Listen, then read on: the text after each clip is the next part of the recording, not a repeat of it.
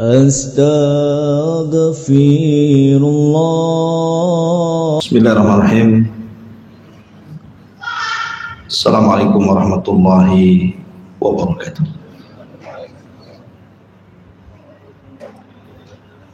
Alhamdulillah wassalatu wassalamu ala Rasulillah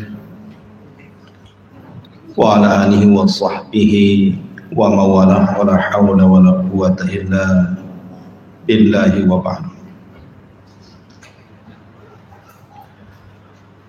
Baik, kita lanjutkan kajian kita, masih membahas tafsir dari surah Al-Baqarah,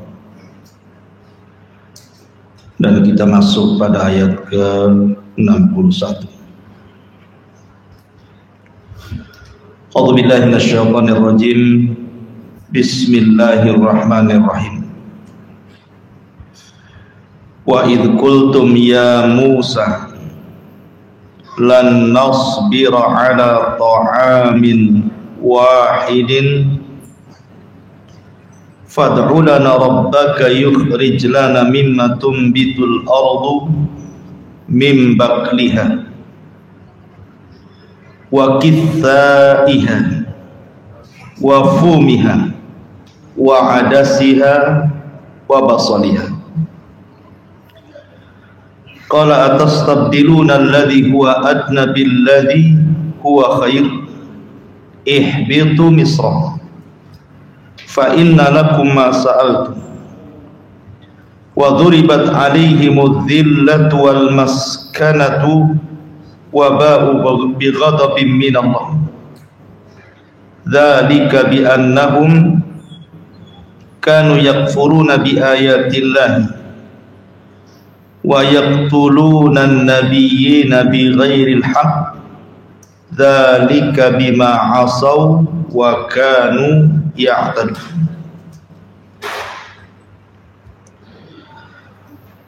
Dan ingatlah ketika kalian berkata, siapa yang berkata? Bani Israel. Wahai Musa, kami tidak bisa sabar dengan satu macam makanan saja. Sebab itu mohonkanlah untuk kami kepada Tuhan agar Dia mengeluarkan bagi kami dari apa yang ditumbuhkan bumi, dari sayur mayuran, dari ketimunnya, bawang putihnya, kacang adasnya, bawang merahnya. Lalu Musa berkata, maukah kamu mengambil yang rendah sebagai pengganti yang lebih baik? Kalau itu yang kalian perlukan, pergilah sana ke kota-kota mana saja, pasti kamu memperoleh apa yang kamu mau. Lalu dengan sebab itu ditimpakanlah kepada mereka kenistaan dan kehinaan, serta mereka mendapatkan kemurkaan dari Allah. Hal itu karena mereka selalu ingkar dengan ayat-ayat Allah, membunuh para nabinya. Demikian itulah karena mereka selalu durhaka dan melampaui batas. Ma'asyiral muslimin yang dimuliakan Allah Subhanahu wa taala, ayat ini masih bicara tentang Arduti, penjara bagi Bani Israel, negeri linglung, mereka tidak bisa keluar dari situ.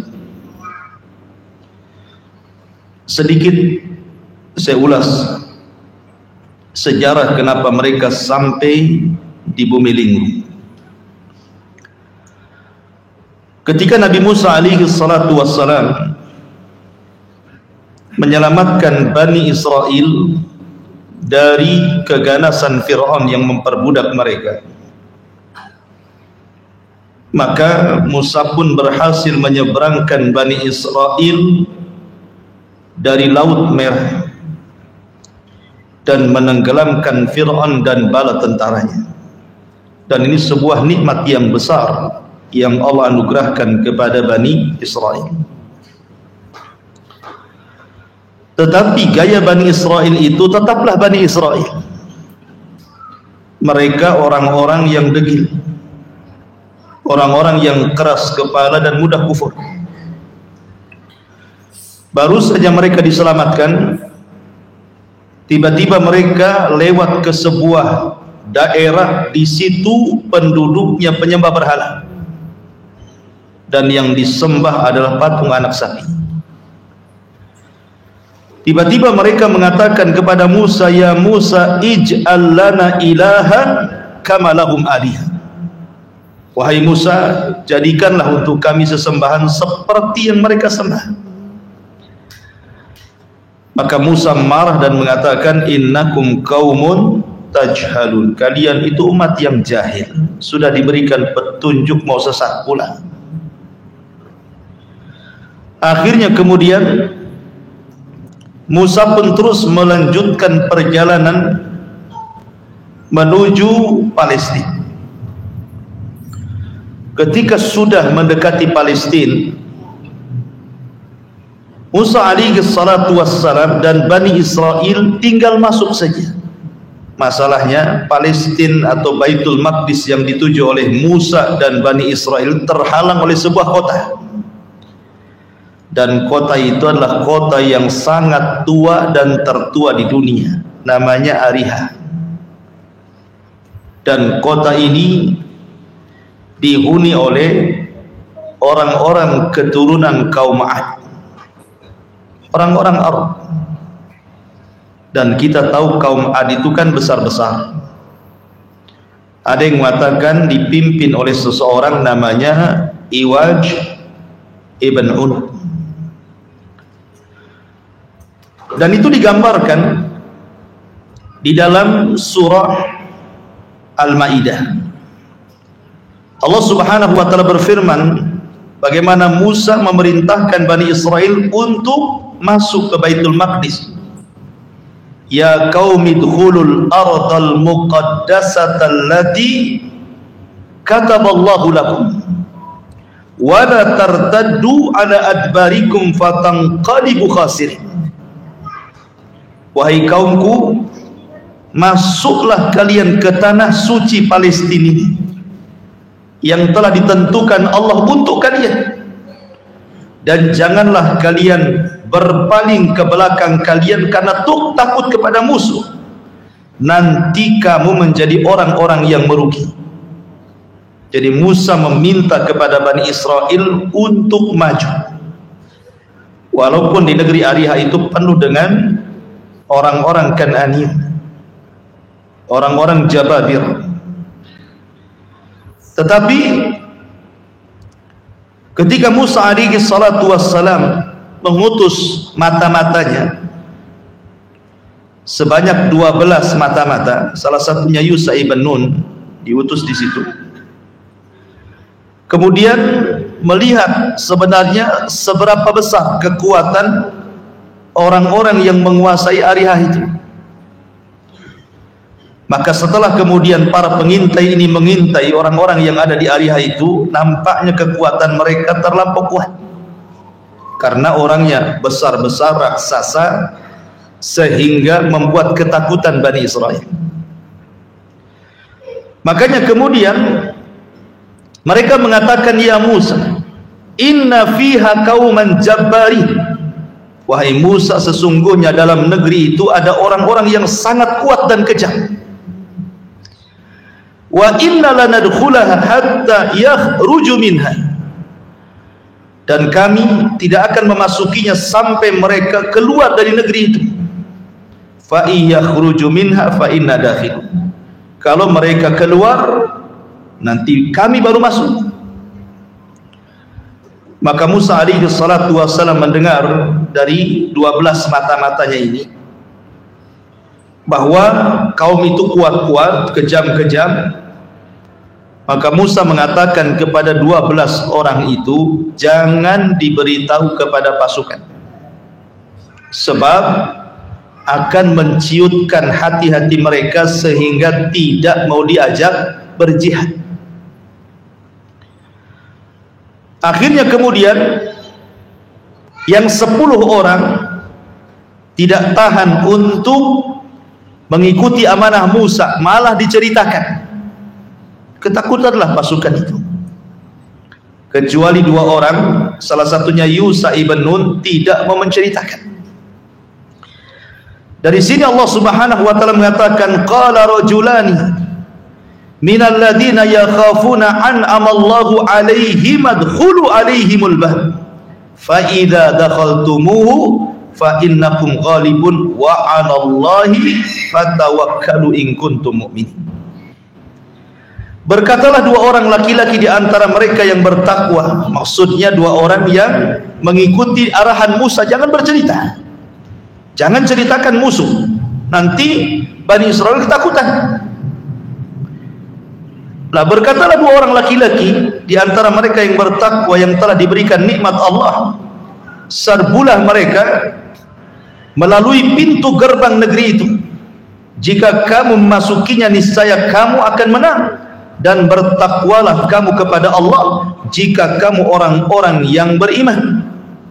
2 orang ini, salah satunya Yusha ibn Nun, memberikan semangat, kita akan menang, gak usah takut, gitu maksudnya. Dan begitulah harusnya pimpinan perang kan, harus memberikan rasa tenang dan optimis bahwa perang ini akan dimenangkan, karena keberanian itu penting dalam peperangan. Tetapi karena yang 10 orang itu sudah menghabarkan rasa takut, menyebarkan rasa takut di tengah pasukan Bani Israel, mereka pun tidak mau bergerak dan menyerbu musuh. Justru mereka datang kepada Musa dan mereka mengatakan, qalu ya Musa inna lan nadkhulaha abadan ma damu fiha. Wahai Musa, sampai kapanpun kami tidak akan memasuki selama mereka masih ada di dalam. Selama orang-orang itu masih ada di kota itu, kami tidak akan masuk, karena mereka sudah membayangkan kaum itu kuat dan kejam. Akhirnya kemudian takut gitu ya. Kemudian mulai lancanglah mereka kepada Musa alaihi salatu wassalam dan mengatakan, idhab atau fadhhab anta wa rabbuka faqatila inna hahuna qa'idun. Wahai Musa, pergilah engkau bersama Tuhanmu, berperang sana berdua, biar kami tetap menanti di sini dan kami saksikan siapa yang menang, siapa yang kalah. Mereka sul adab kepada nabinya. Sebab inilah cerita bumi linglung dimulai. Allah Subhanahu wa taala firmankan, fa innaha muharramatun alaihim arba'ina sanatan yatihuna fil ardi fala ta'sa 'alal qaumil fasikin. Allah berfirman, jika demikian kalian tidak mau perang, kalian tidak mau melawan musuh, maka negeri itu terlarang buat kalian. Maka negeri itu terlarang buat mereka selama 40 tahun. Mereka tidak akan bisa masuk ke Baitul Maqdis. Dan sebagai imbalannya, sebagai balasannya, sebagai hukumannya, mereka akan mengembara dalam kebingungan di negeri tersebut yang disebut dengan Ardutih. Maka janganlah engkau, hai Musa, bersedih karena memikirkan nasib orang-orang yang fasik itu. Dari sini cerita dimulai, mereka terpenjara dalam sebuah gurun Sahara, gurun pasir, di mana gurun pasir itu tidak ada pohon, tidak ada air, tidak ada binatang, tidak ada makanan, tidak ada minuman. Gurun pasir. Dan setiap mereka hendak keluar dari gurun pasir itu, mereka tidak bisa. Jadi dilinglungkan oleh Allah Azza wa Jalla. Perasaan jalur ini ke sana, nanti mereka mengarah ke sana, balik lagi ke situ. Jadi hanya putar-putar di situ saja. Nanti mereka jalan jauh, balik lagi ke situ. Itu disebut Ardutih namanya, negeri linglung. karena mereka tidak bisa keluar dari situ, seolah-olah mereka dipenjara di situ. Lah di negeri linglung atau Ardut Tih inilah banyak peristiwa-peristiwa, salah satunya yang kita bahas malam ini. Peristiwa di negeri linglung itu. Ketika kemudian mereka kelaparan di negeri itu karena tidak ada makanan, maka mereka datang kepada Musa alaihi salatu wassalam meminta makanan. Maka Nabi Musa alaihi salatu wassalam berdoa kepada Allah, lalu diturunkan kepada mereka dua makanan lezat yang disebut dengan manna dan salwa. Ada yang mentafsirkan manna itu setiap yang dianugerahkan dari makanan, apapun yang mereka hajatkan tersedia. Tetapi jumhur ahli tafsir mengatakan manna itu artinya semacam buah-buahan yang ada air di dalamnya, dan kalau dimakan itu rasanya seperti madu manis dan menyehatkan badan. Adapun salwa itu semacam daging burung yang sangat lezat sekali. Jadi kalau seandainya di pagi hari mereka memakan manna, di sore hari mereka memakan salwa. Itulah setiap hari makanan mereka di Ardut Tih itu. Dan itu makanan yang sangat lezat, yang sangat menyehatkan badan, karena memang datang dari Allah sendiri. Mereka tidak disuruh mencari rezeki, tinggal makan saja, kan enak, tinggal makan saja. Kemudian mereka kehausan datang kepada Musa. Ya Musa, makanan sudah ada, minuman tak ada pula, keselak nanti kita. Maka Nabi Musa alaihi salatu wassalam kemudian memukulkan tongkat ke batu, kemudian keluarlah 12 sumber mata air. Wa idistasqa Musa liqaumihi faqul nadrib bi asakal hajar fanfajarat min hasnata asyrata aina.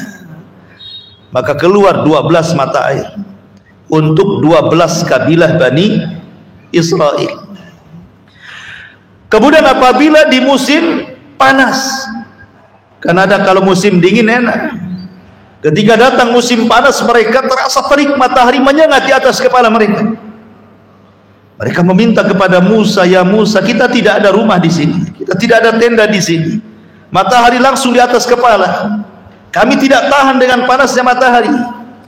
Maka Musa alaihi salatu wassalam berdoa kepada Allah, maka Allah mengatakan wa dhallalna alaikumul ghamam. Allah tiba-tiba kirim awan untuk menaungi mereka, sehingga mereka tidak tersengat matahari karena ada awan yang menaungi antara kepala mereka dan matahari. Luar biasa. Minta makanan, dikasih makanan, lezat lagi langsung dari langit. Minta minuman, disediakan minuman. Minta supaya tidak terterik matahari, langsung diberikan awan untuk menaungi mereka. Minta pakaian, diberikan pakaian dan tidak pernah usang pakaiannya. Nikmat mana lagi yang harus disyukuri? Fa bi ayyi ala'i rabbikuma tukadziban. Nikmat mana lagi yang kalian akan dustakan? Luar biasa nikmat ini. Karena memang kondisi mereka itu tersesat. Ya. Antum nih pamannya masuk ke dalam hutan tersesat. Tahu-tahu di hutan ada makanan enak, ada minuman enak gitu ya, ada rumah, bukan tersesat antumnya. Bagus tinggal di hutan aja, malas balik lagi katanya kan, harus jual cincau pula kan. Itu makanan sudah ada, minuman sudah ada, rumah sudah ada, apa lagi coba kan? Itu nikmat Allah Subhanahu wa taala. Karena mereka mencari rezeki tanpa harus mengambil sebab. Lah ketika setiap hari mereka makan itu terus, bosan pula Bani Israel ini. Teringat kehidupan mereka sewaktu mereka berada di Mesir. Terkenang dulu sebelum Musa membawa mereka lari dari Fir'aun, menyeberangi Laut Merah dan memerdekakan perbudakan mereka. Teringat kehidupan mereka di Mesir, ya, di mana ketika di Mesir mereka suka makan sayur-sayuran, mereka suka makan ketimun, mereka makan buah, makan kacang-kacang adas, bawang-bawang putih, bawang-bawang merah, lalapan lah bahasa kitanya. Jadi teringat itu, sehingga tiba-tiba kemudian mereka nyeletuk kepada Musa alaihi salatu wassalam, ya Musa lan nasbira ala tu'ami wahid. Musa, kami nampaknya bosan nih makan nasi mana pagi salwa sore, mana pagi salwa sore. Cobalah berdoa kepada Allah agar di bumi ini Allah tumbuhkan tumbuh-tumbuhan, sayur-sayuran, timun-timunan, bawang-bawangan, kacang-kacangan gitu. Cobalah minta kepada Allah seperti itu. Kami sudah bosan nasi mana salwa terus. Subhanallah, tidak bersyukurnya Bani Israel. Kenapa? Karena manna dan salwa itu bukan makanan biasa, itu makanan terlezat. Mereka tidak akan dapat di bumi ini kecuali di Ardutih itu, karena makanan itu langsung datang dari langit, maidatan minas sama. Adapun sayur-sayuran, timun-timunan, bawang-bawangan, kacang-kacangan itu di mana negeri pun ada, cari di mana saja ada. Tidak perlu kemudian sibuk-sibuk kemudian harus meminta kepada Allah Azza wa Jalla supaya ditumbuhkan. Tidak, di mana-mana daerah ada itu. Di negeri kita aja berserak di mana-mana. Jadi Nabi Musa alaihi salatu wassalam sambil ya bahasanya menjelek-jelekan Bani Israel, tidak bersyukur kepada Allah dan mengatakan, atastabdiluna alladhi huwa adna billadhi huwa khair. Apakah kalian akan memilih perkara yang rendah dan meninggalkan perkara yang istimewa? Mana dan salwa itu istimewa. Adapun sayur-sayuran, timun-timunan, kacang-kacangan, bawang-bawangan ini rendah. Makanya Musa mengatakan, ihbitu Misra. Kalau hanya itu yang kalian kehendaki, di mana-mana tempat ada. Tidak perlu kemudian minta ke langit, di mana-mana ada. Sehingga di sebuah tempat pun ada. Artinya bahwa Musa ingin mengatakan, ngapainlah kalian cari yang tidak ada. Yang ada itu sudah lezat sekali gitu ya, mana dan salwa itu. Kalian mencari di mana tempat tidak akan mendapatkan mana dan salwa. Tapi yang kalian inginkan itu ada di mana-mana. Ya. Walaupun memang permintaan Bani Israel kepada Musa tidak dikabulkan. Gimana mau dikabulkan? Keluar dari negeri itu aja mereka tidak bisa. Mau cari di mana kan itu ya. Mereka kan di penjara di negeri itu tidak bisa keluar. Tapi Musa ingin mentaubih, menjelek-jelekan Bani Israel, seolah-olah Bani Israel itu tidak bersyukur, diberikan yang baik mau yang tidak baik, diberikan yang istimewa mau yang rendah. Ya, makanya sebab itulah Allah Subhanahu wa taala mengatakan, wa dzuribat alaikumudz dzillatu wal maskanatu wa ba'u bi ghadabin minallah. Sebab itulah Allah timpakan kepada mereka kenistaan, kehinaan dan kemurkaan Allah Subhanahu wa taala, sebab mereka mengkufuri ayat-ayat Allah, membunuh para nabi tanpa ada sebab yang benar, dan mereka adalah orang-orang yang berbuat durhaka dan melampaui batas. Ma'asyiral muslimin yang dimuliakan Allah Subhanahu wa taala. Lah ketika kemudian Nabi Musa alaihi salatu wassalam tidak mengabulkan mereka, karena bagaimanapun mereka meminta sesuatu yang rendah, bisa membiarkan saja. Akhirnya sebab penentangan itulah mereka banyak berbuat ulah, karena kan gak dikabulkan sama Nabi Musa. Buat ulah mereka. Buat ulahnya apa? Jadi ketika Nabi Musa izin kepada Bani Israel untuk menemui Allah Subhanahu wa taala selama 30 malam, salasina lailan, awalnya kan 30 malam dulu, dan Harun memimpin Bani Israel. Maka Musa berangkat. Selama 30 hari Musa berpuasa. Ada yang mengatakan Musa berpuasa selama 30 hari. Kok bisa kuat 30 hari gak makan gak minum? Ya dia kan Nabi. Kalau antum jangan 30 hari, 2 hari saja udah gemetar, ya kan? Pagi tak makan sampai sore itu udah gemetar, gitu ya. kayak orang menggigil, lapar. Makanya kenapa dalam Islam itu dilarang kita berpuasa wisal? Itu puasanya Nabi. Kan Nabi itu kan puasa wisal. Wisal terkadang 2 hari baru buka, 3 hari baru buka, itu Nabi kan. Jadi sahabat ini mau niru-niru Nabi. Ada yang sampai pingsan. Kata Nabi, ngapain kalian tiru saya? Allah ngasih makan minum sama saya, kalian siapa yang kasih makan kasih minum? Akhirnya Rasul melarang, tidak boleh para sahabat ikut-ikutan puasa wisal. Kalau mau ikut puasa wisal, maka sampai waktu sahur saja kalian harus buka. Tetapi itu pun makruh hukumnya, karena sunnahnya dalam berbuka itu harus menyegerakan, tidak boleh mengakhirkan. Kan itu ya, makanya puasa wisal makruh. Itu khususnya Nabi SAW. Jadi Musa alaihi salatu wassalam berpuasa 30 hari. Di hari ke-30 karena dia hendak berdialog dengan Allah, takut mulutnya bau, dia ambil pohon siwak, kemudian dia kunyah, maksudnya hendak membatalkan puasanya, karena dikhawatirkan akibat puasa itu mulutnya bau. Dikunyahlah siwak itu, maka tiba-tiba Allah berfirman, kenapa kau batalkan? Maka Musa alaihi salatu wassalam mengatakan, ya Rabb, takut bau mulutku dan hendak berdialog denganmu. Maka Allah subhanahu wa ta'ala memberitahu bahwa lughufu fammis sha'im atyab indallahi min rihil misk, bahwa mulutnya orang yang berpuasa itu jauh lebih harum dibandingkan minyak kasturi. Kenapa? Karena bau mulut orang yang berpuasa itu dihasilkan oleh ibadah, sehingga harum di hadapan Allah, walaupun bau di hadapan manusia. Ya, di hadapan manusia orang yang berpuasa tentu bau mulutnya kan, tergantung sahurnya. Kalau antum sahur lauk jengkol, ya bau jengkol. Petai, bau petai, kan itu ya. Tergantung sahurnya. Di hadapan manusia ya, tapi di hadapan Allah subhanahu wa ta'ala, atyab indallah min rihil misk, bau mulutnya lebih harum dibandingkan minyak kasturi. Karena dia sudah membatalkan, maka Allah memerintahkan Musa untuk menambah 10 hari lagi, menjadi berapa? 40 malam.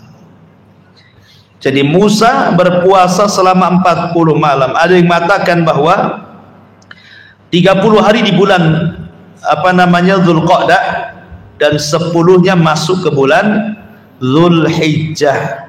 Makanya kenapa 10 awal bulan Dzulhijjah itu sangat istimewa, sama dengan keistimewaan 10 akhir bulan Ramadan. Kalau ditinjau malamnya tentu 10 akhir Ramadan lebih istimewa. Kalau ditinjau siangnya 10 awal bulan Dzulhijjah lebih istimewa dibandingkan 10 akhir Ramadan. Karena itu akhir puasa penyempurna dari 30 hari ditambah 10 hari, maka Musa pun berpuasa. Wa atmamnaha bi asyrin. Ya. Maka kami disuruh menyempurnakan untuk berpuasa 10 hari lagi. Musa pun berpuasa. Ketika sudah genap 40 hari, turunlah Taurat kepada Musa. Lalu apa yang terjadi dengan Bani Israel? Buat ulah mereka. Mereka menyembah patung anak sapi Samiri. Tulahnya itu. Ya. Akhirnya kemudian Musa bergegas pulang. Rupanya hampir separuh lebih Bani Israel murtad karena menyembah patung anak Samiri. Maka murka Musa alaihi salatu wasallam sampai menjambak Harun dan menarik janggut Harun dan mengatakan, kenapa kau biarkan Bani Israel tersesat? Tapi Harun mengatakan, aku tidak seperti kamu, kau kuat ditakuti Bani Israel, aku lemah, aku sudah berusaha menasihati, malah mereka mengancam untuk membunuhku. Bisa apa aku, kata Harun. Akhirnya Harun dilepaskan. Musa pun memanggil Samiri dan mengusirnya, kemudian menghukum Bani Israel dengan cara membunuh satu dengan yang lainnya, sehingga 70.000 Bani Israel bunuh-bunuhan di antara mereka sebagai bentuk taubat mereka karena telah berbuat syirik, menyekutukan Allah dengan patung anak sapi Samiri. Ya. Dan banyak kasusnya di Arduti ini, sampai akhirnya Allah subhanahu wa ta'ala takdirkan Nabi Harun meninggal dunia. Duluan Nabi Harun. Jadi ketika Harun dan Musa berdua-duaan di atas bukit, tiba-tiba Allah takdirkan Harun harus meninggal. Maka Harun pun meninggal. Maka Musa pun kemudian memandikan Harun, mengkafankan Harun dan memandikan Harun, Ketika Bani Israel tidak tahu Harun sudah nggak ada, dikira Musa membunuh Harun. Oh, lihat. Bani Israel ini lihat, Harun meninggal, disangka Musa yang membunuhnya. Akhirnya mereka pengen ditampakkan jasadnya. Akhirnya Allah tampakkan jasadnya, bahwa tidak ada bentuk kekerasan dalam jasad itu, artinya memang Harun meninggal dunia. Baru mereka yakin, sampai dituduh membunuh Harun itu Musa itu. Naudzubillah. Ya, sampai seperti itu gitu ya. Apa namanya, kurang ajarnya Bani Israel. Lah perhatikan di ayat yang kita bahas ini. Bagaimana su'ul adabnya Bani Israel.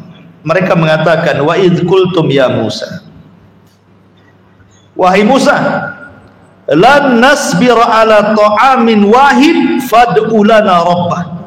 Lihat su'ul adab di sini. Wahai Musa, kami tidak sabar, kami tidak tahan dengan satu macam makanan saja. Sebab itu berdoalah untuk kami kepada Rabbmu. Ya, mereka mengatakan Rabbmu. Jadi seolah-olah Rabb itu hanya Rabb Musa saja. Harusnya kan fad'ulana Rabbana. Harusnya mereka mengatakan, ya Musa, berdoalah kepada Tuhan kami, gitu ya, agar kami diberikan makanan selain daripada mana dan salwa. Tapi mereka mengatakan, ya Musa, berdoalah kepada Rabbmu, seolah-olah Allah itu hanya Rabb Musa dan bukan Rabb Bani Israel. Disebut sul adab namanya. Dan memang biasa Bani Israel itu kurang ajar kepada para nabi, bukan hanya para nabi, kepada Allah pun mereka kurang ajar. Seperti contohnya mereka mengatakan, yadullahi maglulah kullat aidihim walu'inu bima qalu bal yadahu mabsutatan yunfiku kaifa yasha. Mereka mengatakan tangan Allah itu terbelenggu. Bayangkan mereka mengatakan tangan Allah terbelenggu. Bahkan tangan mereka yang terbelenggu. Allah itu memberikan rizkinya kepada siapa yang dikehendaki. Bahkan mereka mengatakan kepada Allah Subhanahu, innallaha fakir wa nahnu aghniya. Allah itu fakir, miskin, kami yang kaya. Sehingga ada istilah ya di zaman sekarang ini, ternyata Tuhan itu lemah, perlu ditolong. Ngapain Tuhan dibela? Ada istilah di zaman sekarang gitu ya.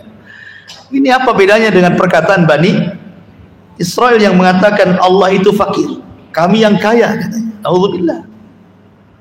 Artinya ini kelancangan mereka. Ketika Allah Subhanahu wa taala memerintahkan Bani Israel untuk mengatakan hittah, Nabi Yusha ibn Nun memerintahkan mereka ketika berhasil membebaskan Baitul Maqdis setelah meninggalnya Musa, maka Bani Israel dipimpin oleh Yusha ibn Nun dan berhasil mengalahkan orang-orang Kan'aniyun dan berhasil masuk ke Baitul Maqdis. Sebagai bentuk syukurnya mereka disuruh untuk merendahkan diri dengan menundukkan pandangan ke bawah dalam bentuk tawadhu, dan mereka disuruh mengucapkan kalimat hittah, artinya khutta anna khatayana. Ya Allah, ampuni dosa-dosa kami. Cukup mengucapkan kalimat hittah, hilanglah dosa-dosa mereka. Tapi mereka istihza, mengolok-olok nabinya. Mereka masuk dengan cara mundur pantat duluan, dibelakangilah Baitul Maqdis. Kemudian mereka mengatakan hintah. Mereka ganti hittah ditambah nun jadi hintah. Hittah itu artinya minta ampun, kalau hintah minta makan artinya. Nah, seperti itu Bani Israel. Ya. Maka sebab itulah wajar kalau di ujung ayat Allah mengatakan wa duribat alaihimuz zillah wal maskana wa ba'u bi ghadabin minallah. Bani Israel itu dan turunannya orang-orang Yahudi selamanya akan diberikan kehinaan. Coba bayangkan, mereka diperbudak oleh Fir'aun bertahun-tahun tuh. Kemudian setelah era yang sangat jauh sekali sudah menempati Baitul Maqdis Palestina, mereka harus diserbu oleh Bukhtun Nasr. Kemudian kotanya dihancur-hancurkan sehancur-hancurnya. Wanita dan anak-anak diperbudak dan laki-lakinya dibantai sehingga sebagiannya kemudian lari dan minta suaka kemana-mana negeri. Dihinakan. Itulah Bani Israel dari zaman ke zaman.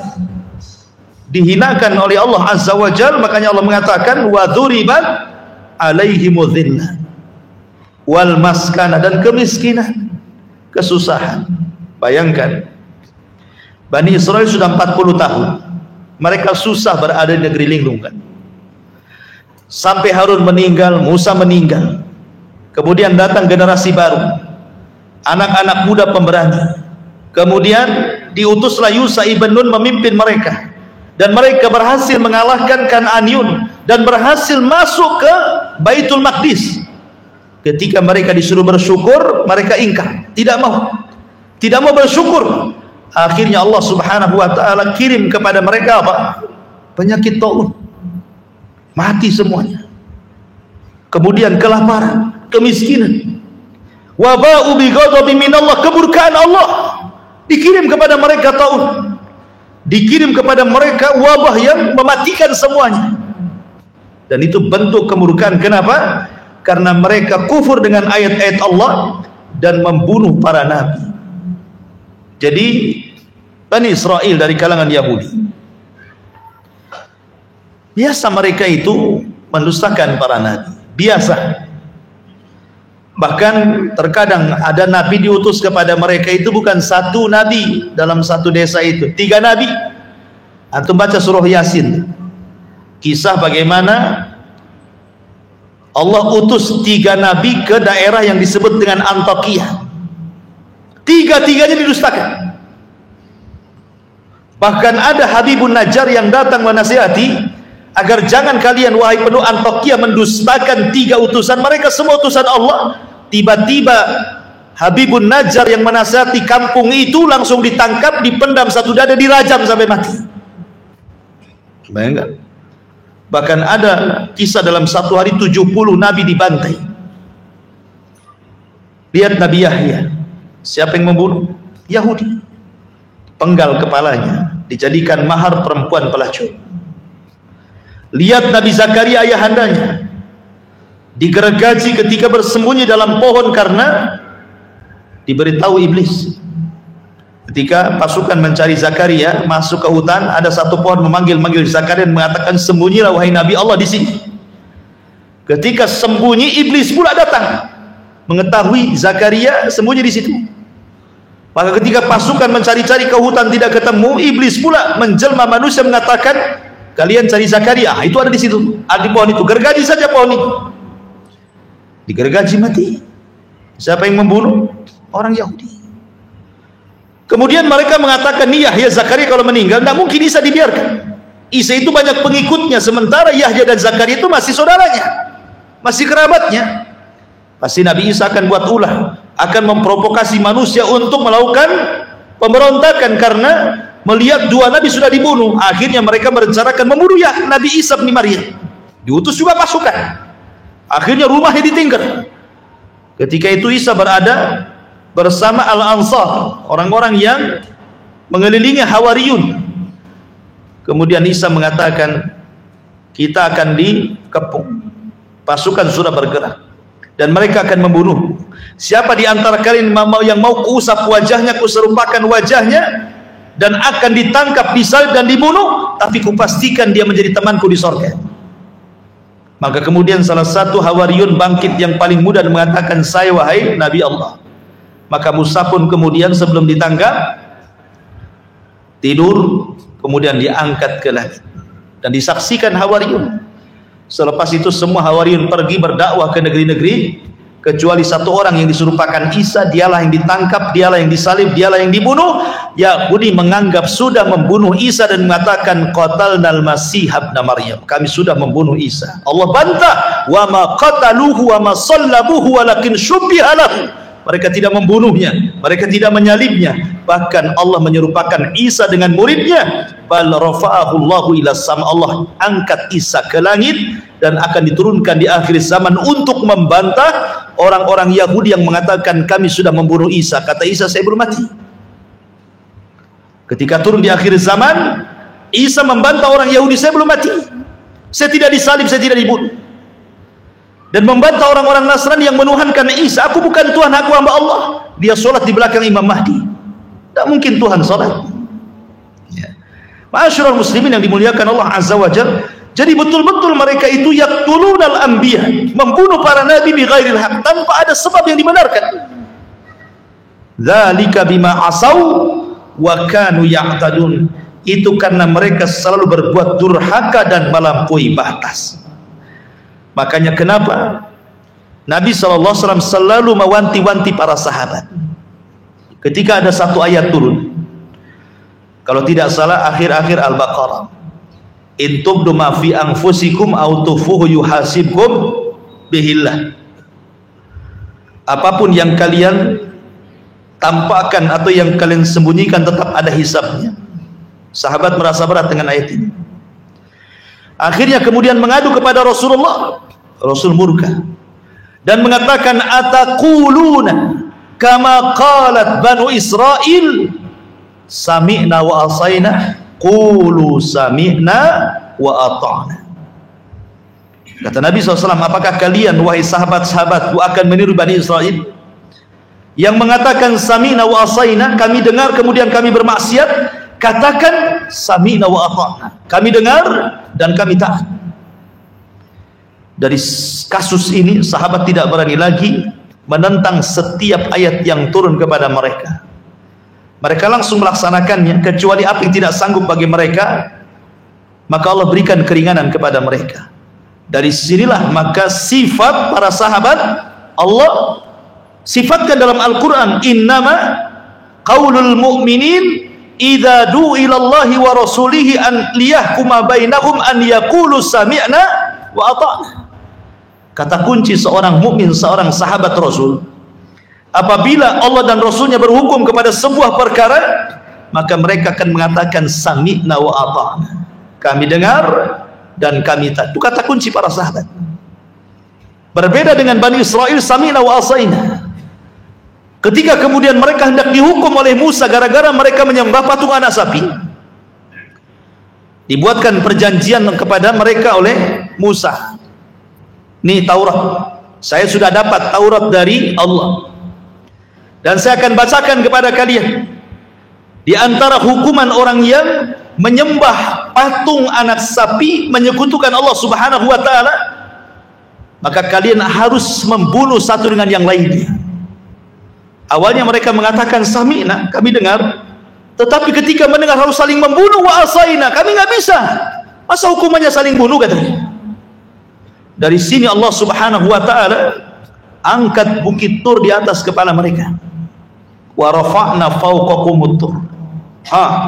Sekarang bukit Tur berada di atas kepala kalian, kata Musa. Kalian mau khudu bikuwah, mengambil Taurat dengan kekuatan kalian, melaksanakan Taurat dengan sungguh-sungguh, ataukah bukit Tur kami timpakan kepada kepala kalian? Tinggal pilih, mau ikut ajaran Taurat atau mau ditimpakan kepala mereka dengan bukit Tur. Akhirnya mereka pun ketika bukit Tur naik langsung sujud, tapi sujudnya tidak sempurna. Sambil sujud kemudian mata mereka melihat ke arah bukit, begini sujudnya, tidak sempurna. Kalau sujud kita kan sempurna kan, kalau mereka sujudnya begini, sambil sujud dilihat, jangan bukit ini, jangan duitnya gitu, jangan nimpa kami gitu. Akhirnya kemudian mereka pun siap bertobat dan bukit itu dikembalikan kepada tempatnya. Akhirnya mereka pun saling bunuh-bunuhan di antara mereka. Meninggal di atas tobat jauh lebih baik daripada mati konyol ditimpa bukit Tur, kan gitu maksudnya. Sama-sama mati masalahnya, tapi kan mati bunuh-bunuhan kan mati di atas tobat. Tapi kalau harus mati konyol ditimpa bukit itu namanya mati adab. Sudah rugi di dunia, rugi di akhirat. Tidak mengapalah mereka saling bunuh-bunuhan di dunia, tetapi berakhir dengan masuk surga karena rahmat Allah Subhanahu wa ta'ala. Sudah isya kan? Subhanallah wa bihamdika asyhadu an la ilaha illa anta astaghfiruka wa atubu ilaik. Allahu ta'ala. Assalamualaikum warahmatullahi wabarakatuh.